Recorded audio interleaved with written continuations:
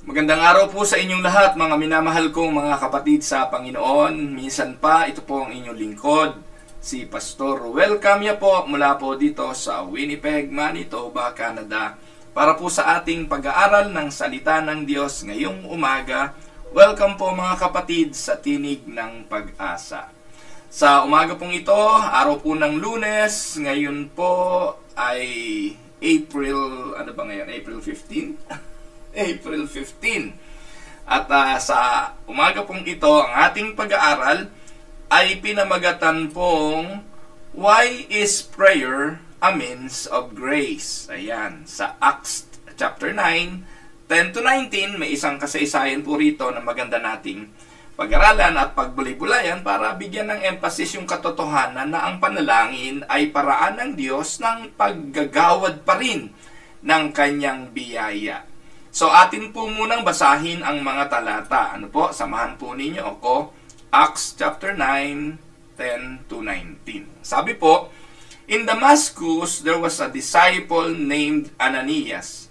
The Lord called him in a vision. Ananias, yes, Lord, he answered.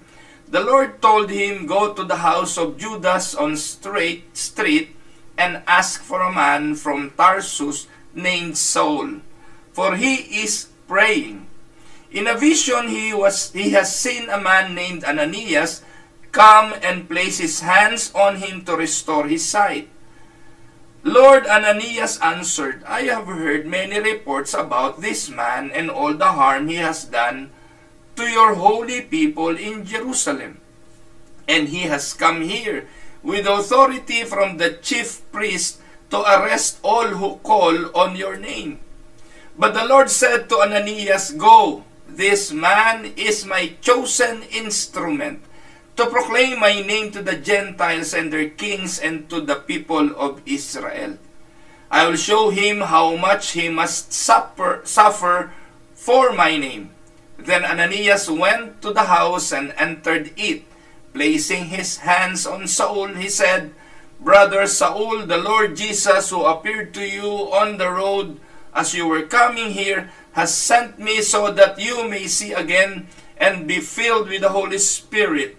Immediately, something like scales fell from Saul's eyes, and he could see again. He got up and was baptized, and after taking some food, he regained his strength. Pagpalain nawa ng Panginoon ang pagkabasang ito at pagkadinig ng kanyang mga banal na salita na sa umaga pong ito'y ating pagbubulay-bulayan. Kayo po na mga sanay sa Tinig ng Pag-asa at laging taga-subaybay, alam po ninyo na atin pong tinatalakay ang bawat mga talatang ating isinusulat o ipinapakita sa inyo o mga talatang kino-quote ng ayon po sa kanyang tunay na konteksto. Bago po natin talakayin ang mga talatang ito, ay nais ko po munang sagutin natin yung tanong na pamagat ng atin pong pag-aaral ngayon pong umaga.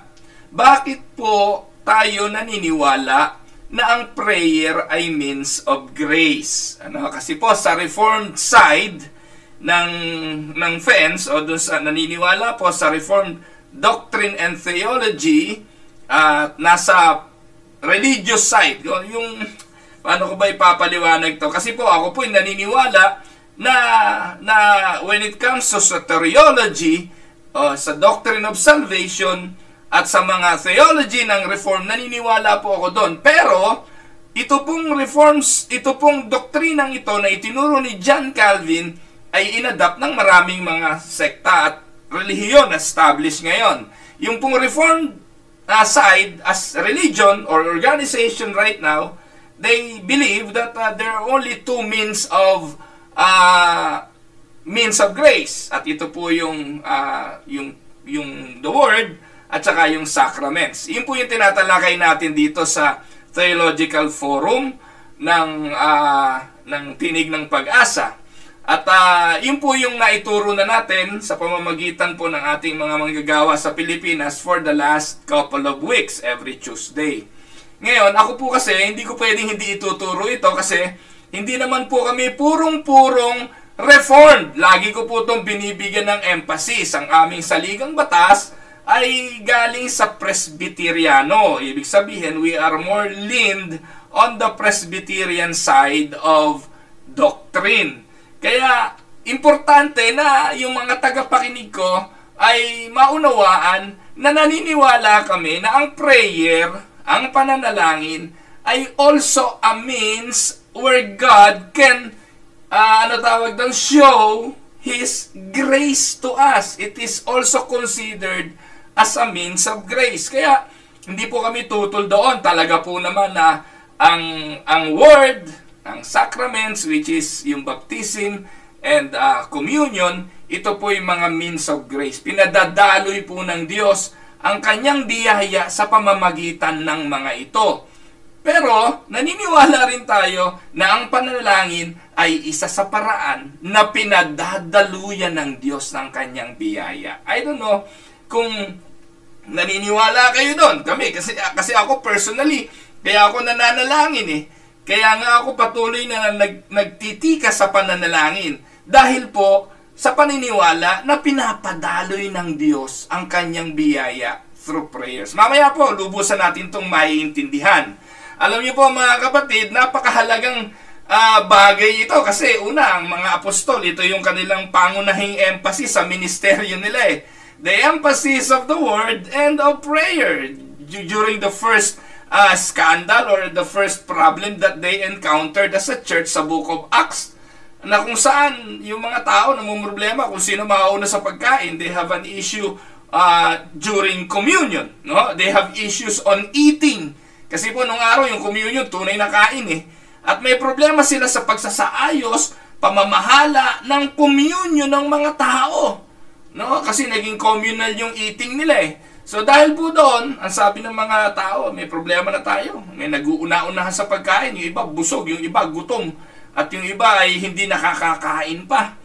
So, sabi ng mga alagad, di kami pwedeng abalahin sa tunay naming pagkatawag. Hindi kami pwedeng magbigay ng panahon dyan at mapabayaan naman namin yung tunay na ministry namin, which is the word and prayer. So, kaya nagkaroon ng mga deacons sa church. So, hindi ko po bibigyan na masyadong emphasis yun, kundi yung katotohanan lang na talagang mahalaga ang ministeryong ito kasi naniniwala ang mga alagad by not doing so, by not indulging into the word and prayer. Malaking problema yun. At ang mga pastor, mauuwi na lang sa pagsasaayos ng problema ng mga simbahan na hindi naman nauubos kahit kailan, na hindi naman natatapos. Kaya importante na magtuon doon sa pinakamahalaga, which is ang pananalangin at ang pangangaral ng salita ng Diyos. So, no more emphasis on the book of Acts chapter 6, but we will go now. Ba't ako naniniwala dito? Bakit po kailangan maunawaan ng lahat ng mananampalataya na dumadaloy ang biyaya ng Diyos sa pamamagitan ng panalangin? Bakit isinama ng mga Presbyteriano ang prayer as a means of grace? Pastor Ruel, nagdadagdag ka naman pinag-aralan natin nakaraang Martes, di naman dapat dagdagan niya kasi pag dinagdagan mo yan, yung iba magdadagdag din. Wala akong pakialam doon. Kung magdagdag man sila ng ibang paraan ng means of grace, it is their problem. But I personally, and I adhere to what the Presbyterians believe, that the prayer is an important aspect where God flow His grace to His people. Pag-aralan natin ito. Why is prayer a means of grace? And this is an interesting question. Kasi nga po, mahalaga ito Meron bang dokumentong mapanghahawakan ang mga mananampalataya at mga unang mananampalataya tungkol dito? Well, the Westminster Confessions of Faith, the Shorter Catechism, simply states, question number 88. Question number 88 po ito. Sabi po sa question, what are the outward and the ordinary means? Take note, ordinary means whereby Christ communicates to us the benefits of redemption. Papaano ipinapahayag ng ating Panginoong Hesus at tagapagligtas ni Kristo, na si Kristo, ang benepisyo ng kanyang katubusan? Papaano ipinapahayag ito ng ating Panginoon? Ang sagot, the outward and ordinary means whereby Christ communicates to us the benefits of redemption are His ordinances, especially the Word, the sacraments, and prayer, all which are made effectual to the elect for salvation. So, yun po ang sagot ng Westminster Shorter Catechism. At kung titingnan po natin, saan nila hinango ang biblical reference na yan? Importante ito mga kapatid.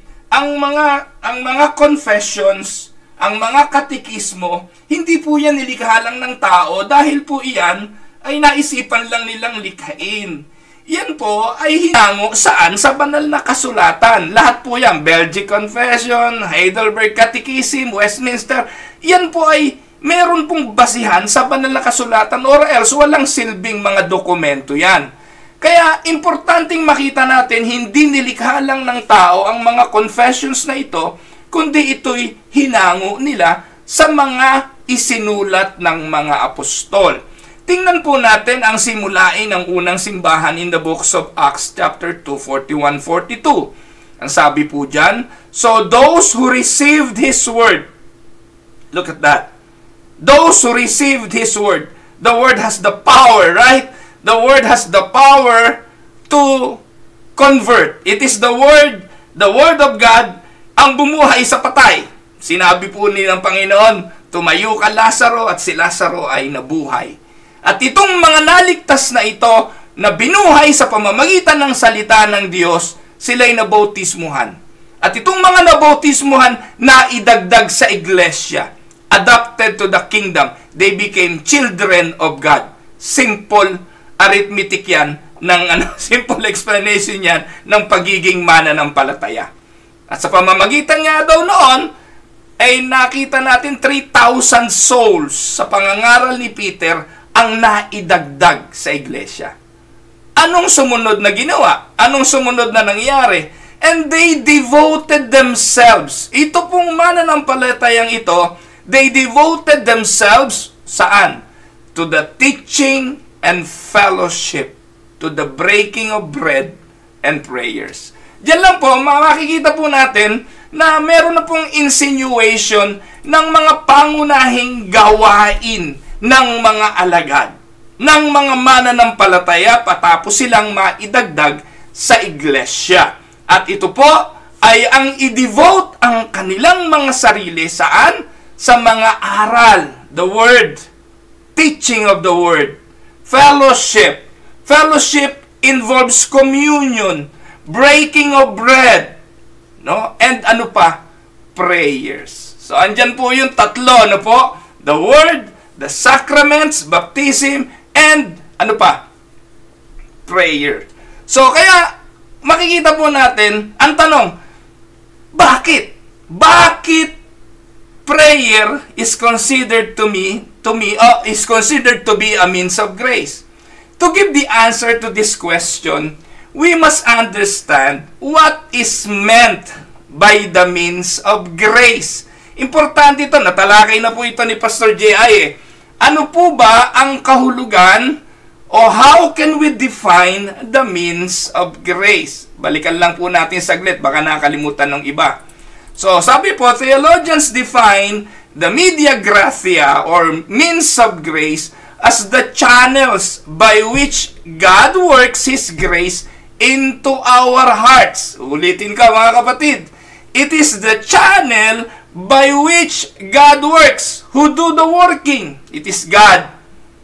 So the Word can stand alone. Ang salita ng Diyos, makapangyarihan. Mawawala ang lahat, but the Word of God will remain. Amen? So, ito po mga kapatid, ay channel kung saan kumikilos ang biyaya ng Diyos. As the channel by which God works His grace into our hearts, to the believers' hearts. Ano po? So, ano po susunod? Like the pipes, yung mga gripo natin sa mga bahay. Ano po? Yung mga gripo, delivering water into your home's faucet from the local reservoir, from Nawasa, God bestows the blessings of our salvation by using this outward, ordinary means, katulad ng binabanggit ng katekismo. Ito po ay daluyan ng mga biyaya ng Diyos. That is how the theologian defines the means of grace. Perhaps we see God's use of means most clearly and receive help in answering our questions by looking at the first two means. No? Balik-aral lang po tayo. Balik-aral po tayo noong mga pag-aaral natin pag Tuesday. Let us go back and look at the first two means that the Catechism mentioned. Ano ba yon? Una, the Word of God and the sacraments. Yung sacraments, dalawa yon. Baptism and communion. Pero yung unang means ay the Word of God. So ano po ang sabi? Balik-aral lang po tayo. By the preaching of the Word, the Lord brings salvation to sinners as His Spirit grants them faith to hear and believe. Romans 10:17. So sa pamamagitan ng pangangaral ng salita ng Diyos, yung Word of God, pag narinig po yun, bubuhayin po ng Word of God ang patay na espiritu sa pamamagitan ng banal na espiritu. Atong gagawin po ng Word of God. The Word of God then, God then uses the Word to sanctify His people. Ang Diyos sa pamamagitan din ng kanyang salita ay sinasanctify. Pinapaging banal ang kanyang mga anak. Katulad din naman ng sinabi ni Apostol Pablo sa Acts chapter 20 verse 32.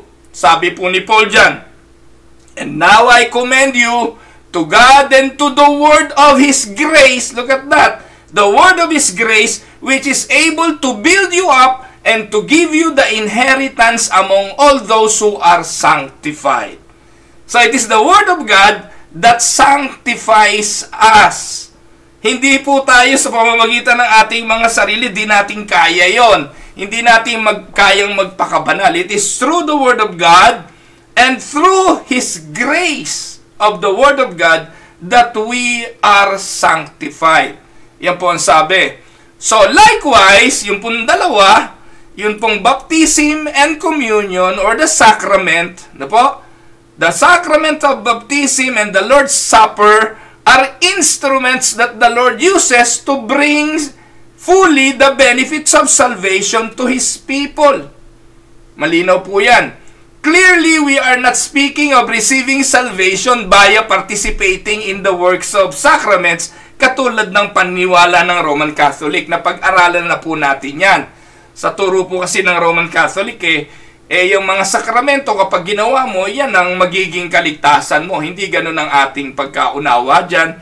Katulad ng naipaliwanag na natin sa mga nakalipas na pag-aaral. So, by faith, already granted, and justification already received, the Lord delivers to us the full benefits of our salvation. Saan? In the sacraments. Our baptism is a sign and seal of forgiveness of our sins. Acts 2:38. The Lord's Supper then is a cup of blessing that offers to us participation in the blood of Christ, and the bread that we break, that is a participation in the body of Christ. 1 Corinthians 10:16. So sanctifying and strengthening grace is experienced through the sacraments. Malinaw? So, ayan po yung dalawa. Tapos na tayo dyan. At tomorrow, tatalakayin po, hindi ko po alam kung sino tatalakay sa ating mga pastor, ang communion. No po? Bibigyan ng emphasis yan bukas ng pastor natin sa Oikos. Kung papaano yung communion can be a means of grace. No? Inunahan ko lang po kasi gusto kong mabigyan ng emphasis yung prayer as part, kasi hindi nila to tatalakayin. Tapos na po tayo bukas doon sa means of grace pagkatapos po ng communion. Pero ilalagay ko sa gitna ng pagpapaliwanag itong prayer because that is my stand. I believe that prayer is also a means of grace. Now, let us go to the prayer.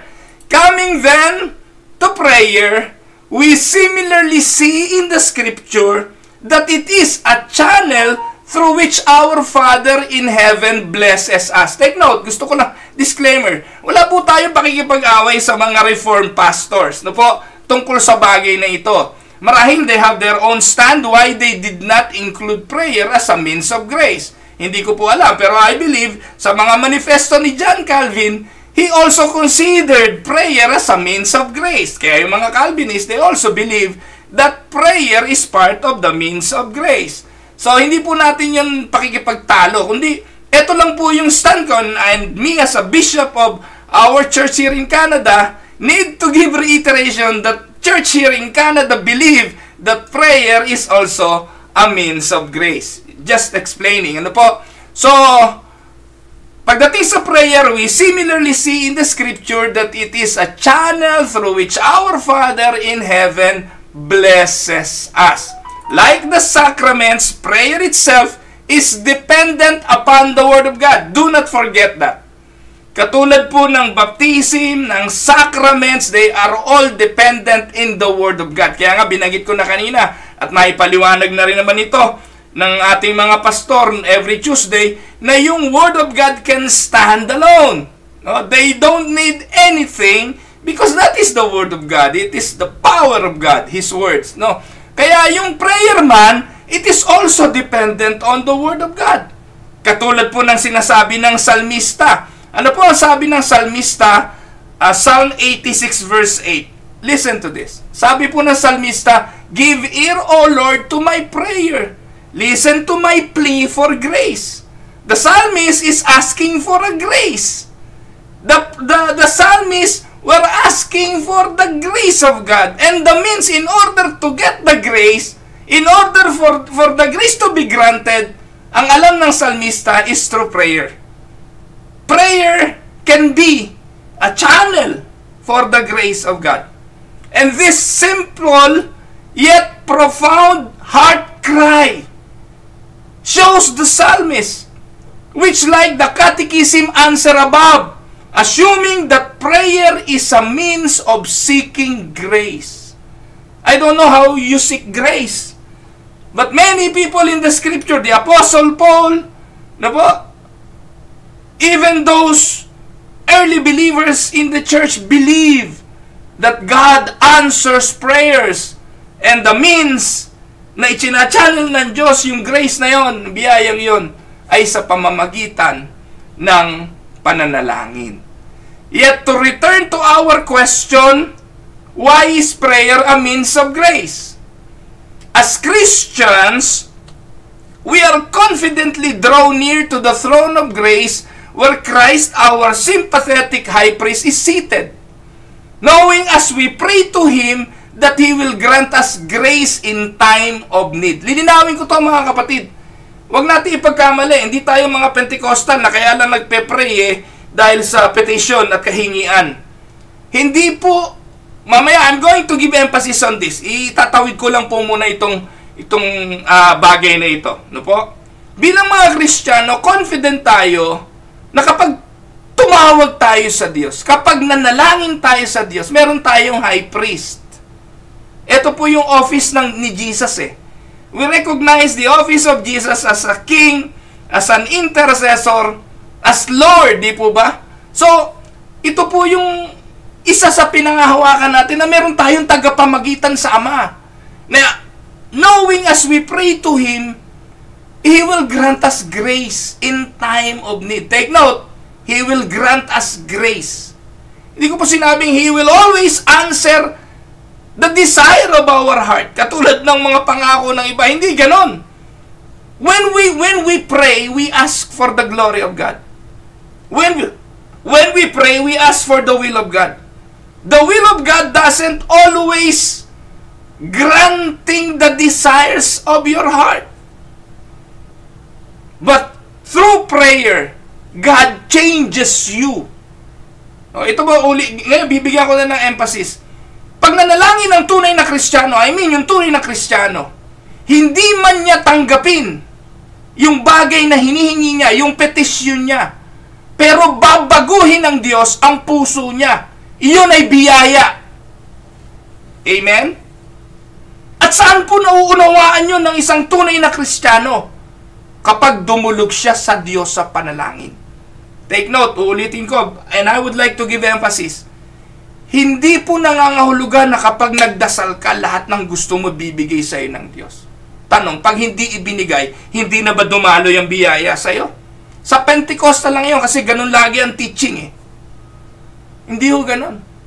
Kapag hindi binigay ng Diyos, ang sagot sa panalangin mo, may iba siyang plano, pero ito ang totoo. Babaguhin ng Diyos ang puso mo na patuloy na magtiwala at ikaw ay makaintindi na ang hiniling mo maaaring hindi kanyang kalooban, ang pagkaunawa doon ay biyaya pa rin na nakuha mo sa pamamagitan ng pananalangin. He will always grant that. He will always grant that to us. The prayer of Jesus in Gethsemane, don't you ever forget that. The prayer of Jesus in Gethsemane, hindi siya nagsisinungaling. Ang sabi niya, Ama, kung maaari lang, Lord, kung pwede lang, let this cup pass before me. Ano yun, nagbubulaan si Jesus doon? Ano yun, nagsisinungaling si Jesus doon na, Lord, hindi ito totoo, pero pinagpe-pray ko, hindi ganon. Unawain natin na hindi bulaan si Jesus. That is His desire. To let the cup pass before Him. Pero ano sabi niya? Lord, not my will, but your will be done. Anong ipinakikita nito sa atin? Pinakikita natin nito sa atin ang katulad ng panalangin ni Apostol Pablo. Na pagalingin siya, 3 beses, pero hindi siya gumaling. Pero anong sabi ng Diyos? My grace is sufficient for thee. Saan to naintindihan ni Apostol Pablo? Saan niya to naunawaan? In the spirit of prayer. And when we pray, we need to be confident that we have a high priest na ginagamit ang panalangin sa daluyan ng kanyang pagpapala. The Apostle Paul prayed that the church in Ephesus would be strengthened to know the boundless love of God. Ephesians 3:14-19. Po. So, ano pa? Praying causes saints to grow in a spiritual community. Acts chapter 2:42. Mabasa na natin yan. Prayers for unbelievers are offered so that Christ might bring the grace of salvation to them. Pinadadaloy ng Diyos yan. So, prayer itself, take note, is dependent upon the Word of God. In breathing in the Word of God through hearing it preached or reading it wondrous truths, we are being filled with God's Spirit. Then as we pray, we are exhaling the Spirit's Word. We are exhaling the Spirit's words and God's will back to the Lord. And what a wonderful means of experiencing grace that makes prayer to be. Now let us go to the verses in the book of Acts. Ano po? Ano ba nangyari dun sa book of Acts? Yan. So, huwag natin kakalimutan ito ha. Prayer itself is dependent upon the Word of God. Just like the other means of grace, yung sacrament, it is dependent on the Word of God. In breathing in the Word of God through hearing it, preach or reading its wondrous truths, we are being filled with God's Spirit. And then, as we pray, we are exhaling, inihinga natin, the Spirit's words and God's will back to the Lord. Po. So, what a wonderful means of experiencing grace that makes prayer to be. Now, going back to the book of Acts, na atin pong paksang talata, sabi po sa verse 11, ang Acts 9:11, the Lord told him, go to the house of Judas on Straight Street and ask for a man named Tarsus, from Tarsus named Saul, for he is praying. Labo pa rin yung mata ko. Hindi po mabasa. So, makikita po natin sa kasaysayan, matapos na makatagpo ni Saulo ang Panginoon sa daang Damasco, sa kanyang pakikipagtalastasan sa Panginoon, ano naging resulta nito? Nabulag siya. Sa verse 8, binuhat siya ng mga tao, dinala sa Damasco. By the way, nasa daang Damasco siya. Dinala po siya sa Damasco. At ang sabi, naputol ang talata no? Naputol doon, naputol kay Pablo, pagdala kay Pablo sa Damasco, naputol doon. Sa verse, Sa verse 10, agad nating mababasa. Natapos sa verse 9, pagkatapos na dalhin siya sa Damasco, tapos na bago senaryo. Biglang-biglang dinala ang kwento tungkol kay Ananias na nandun sa Damasco. Patapos na madala si Pablo sa Damasco, binanggit ng talata, sa Damasco there was a disciple named Ananias. So anong sabi? Tinawag siya ng Panginoon sa vision. Ananias! Yes, Lord, ang sagot ni Ananias. So sabi ng Panginoon, pumunta ka sa bahay ni Judas, doon sa Straight Street. Ang ganda ng street, no? Straight. And ask for a man named Tarsus na ang pangalan ay Saulo. For he is praying. Huwag niyo kalimutan yon. Si Saulo ay nananalangin. Hindi po he was praying, kundi he is praying. He was during that time in in a spirit of praying. At that point na nagpapakita yung vision kay Ananias ng Diyos, si Pablo during that time nananalangin. No? Tapos verse 12, in a vision he was seen a man named Ananias. Come and place his hand on him to restore his sight. No? So, sa pananalangin ni Saulo, nakikita niya ang isang vision na may lalaki na Ananias na nagpatong ng kamay sa kanya. Kasabay ng oras na si Ananias ay kinakausap ng Diyos tungkol kay Saulo. Hindi pa sumasagot si Ananias, nakikita na ni Saulo yung mangyayari sa kanya. So, puntahan mo ang bahay na yon. May tao doon na nagngangalang Saulo, nananalangin. And when we read them, our first thought is likely to turn on the appropriateness of prayer in the circumstances. Pastor Ruel, yun naman talaga ang normal na dapat gawin ng isang Kristiyano Pagkatapos kang maborn again, pagkatapos kang makakilala sa Diyos, di ba normal naman yun? Talagang makikipag-usap ka sa Diyos. Yes. Pero bakit ka makikipag-usap sa Diyos? So the theme is obviously suggested of prayer as the appropriate expression of the renewed sinner's heart.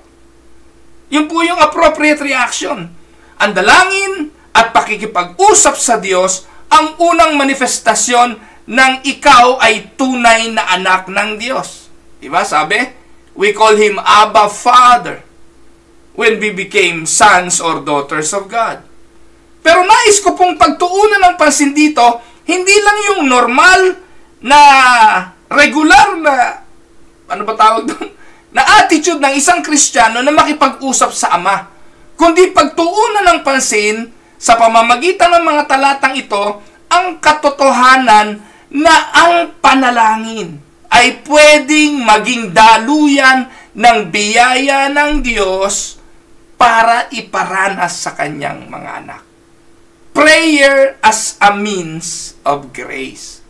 If we look closely at these verses, we shall see that it suggests prayer as a means of grace. We cannot deny that. You will notice that it reads, for behold, he prayeth, and he had seen a vision of Ananias coming to him to restore him his sight. Yan ang nakita niya. Na po? So, for behold, he prayeth, and this statement is given as a reason. And as a reason why Ananias should now go to him. And the reason is that Paul is now ready for the visit. Kaya pinakita kay Ananias din yun. Ano po? So, and the preparation consists of the two items that he is praying and that he has seen a vision. Ananias is coming. In other words, that he is in a state of preparedness for the reception of grace in general is evidenced by his being in prayer, while he is prepared for Ananias' coming, in particular through the vision. Amen? So the passage thus represents prayer as the state of preparedness for the reception of grace, and therefore in the strictest sense as a means of grace. Amen? In its very nature, prayer is a confession of weakness. Ang panalangin ay pag-amin ng kahinaan. Confession, hindi lang ng kahinaan, kundi ng pangangailangan. It is also dependence, a cry for help, a reaching out for something stronger, better, more stable, and trustworthy than ourselves. It is an oil which to rest and depend and draw. That's the reason why we go in prayer. Huwag po tayong magbulaan. Huwag po tayong magsinungaling. Those are the reasons why we pray. And that is the very nature. Kaya nga yung iba nananalangin sa puno, nananalangin sa kung saan-saan. Kasi may pangangailangan. Kapag wala nang magagawa, kapag nandun na sa punto na walang pag-asa, kumakapit sa kung sino gusto nilang makapitan. Pero tayo, the object of our prayer is God. We commune with Him because we believe He is the source of everything. Amen? So, prayer is a means of grace because it is a direct appeal to God for grace. Ang hinihingi natin, biyaya ng Diyos, awa ng Diyos, habag ng Diyos, yung kanyang kalooban. May mali ba doon? Mali lang yon mga kapatid. Una, pag mali motibo. Kaya nga, galit na galit ang Panginoon doon sa mga nananalangin, nakatayo sa mga panulukang daan. Yung mga nananalangin para maging panoorin lang. Yung katakot-takot ang sinasabi yung mga salita. Akala nila sa pamamagitan ng mga maraming salita, pakikinggan sila. Hindi. Mali. Ang ating pagtawag, it is the very nature of prayer because we admit we are weak. We confess the needs. We are dependent on Him. Kung hindi mo man ibigay, Panginoon, ang hinihingi ko po yung biyaya mo na mapagtagumpayan ko ito. And that is where the means of grace comes through. He will change you as a person. Amen? Tandaan po natin mga kapatid, if a community desires a help from the government, ano ginagawa ng community? It petitions for it.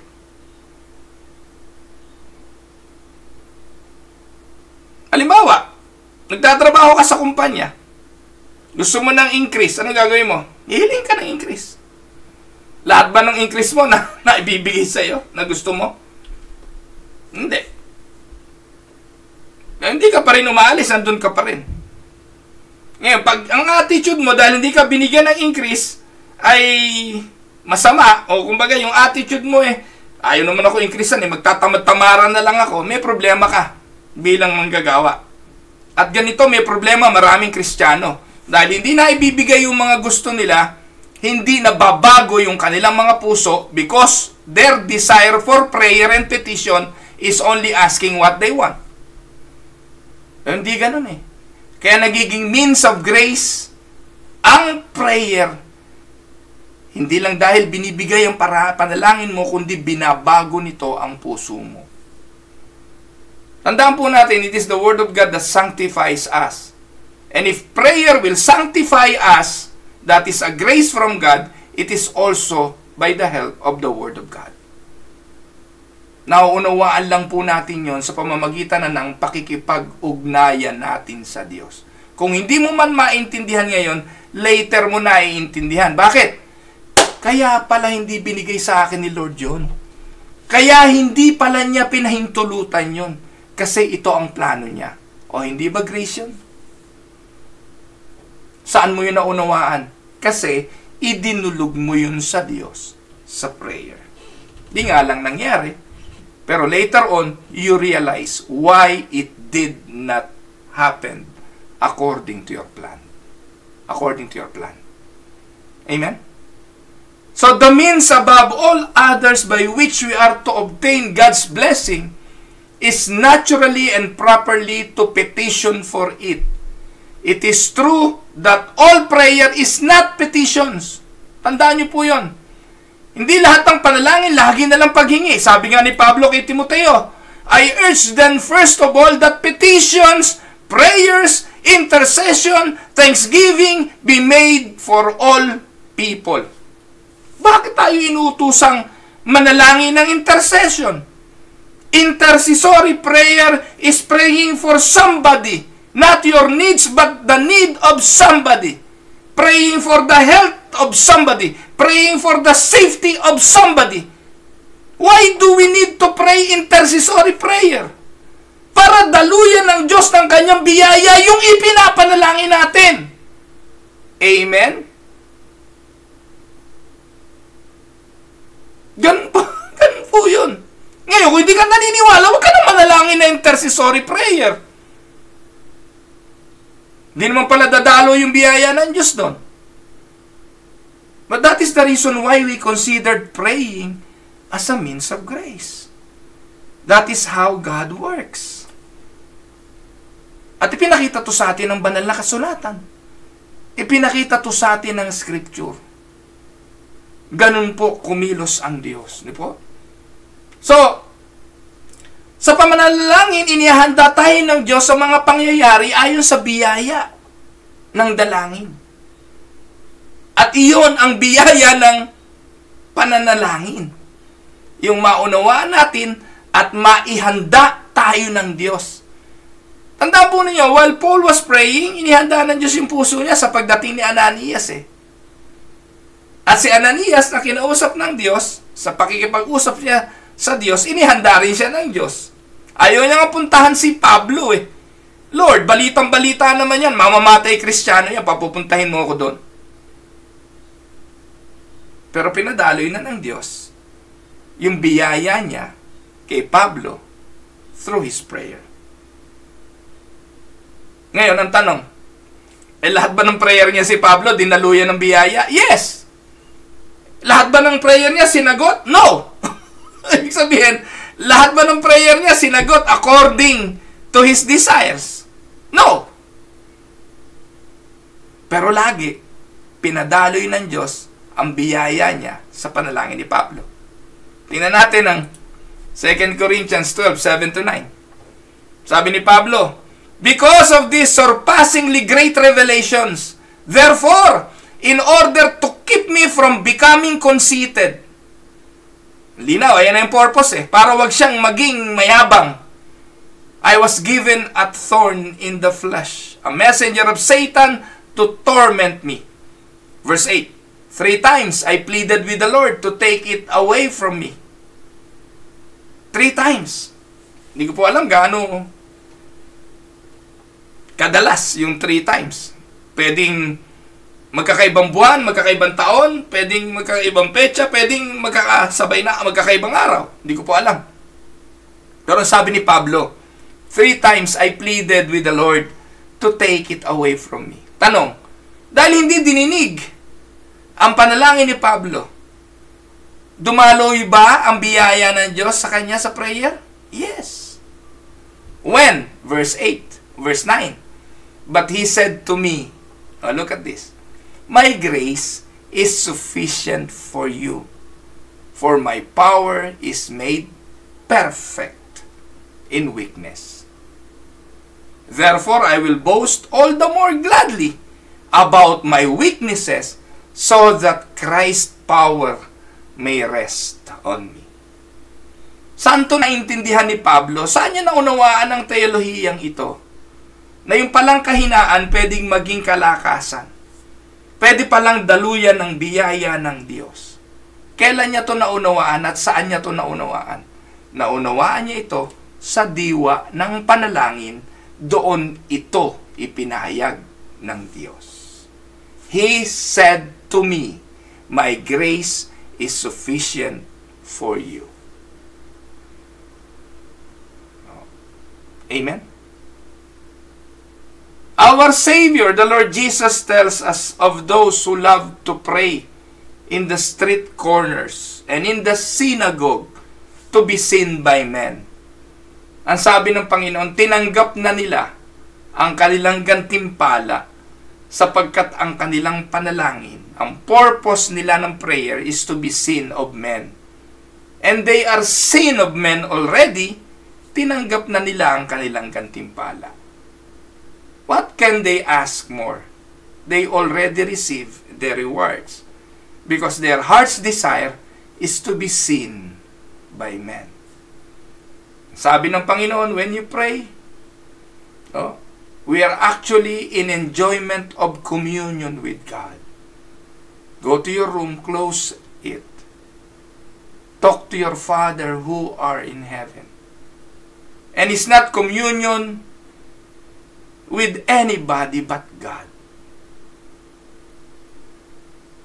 Sara mo ang pinto.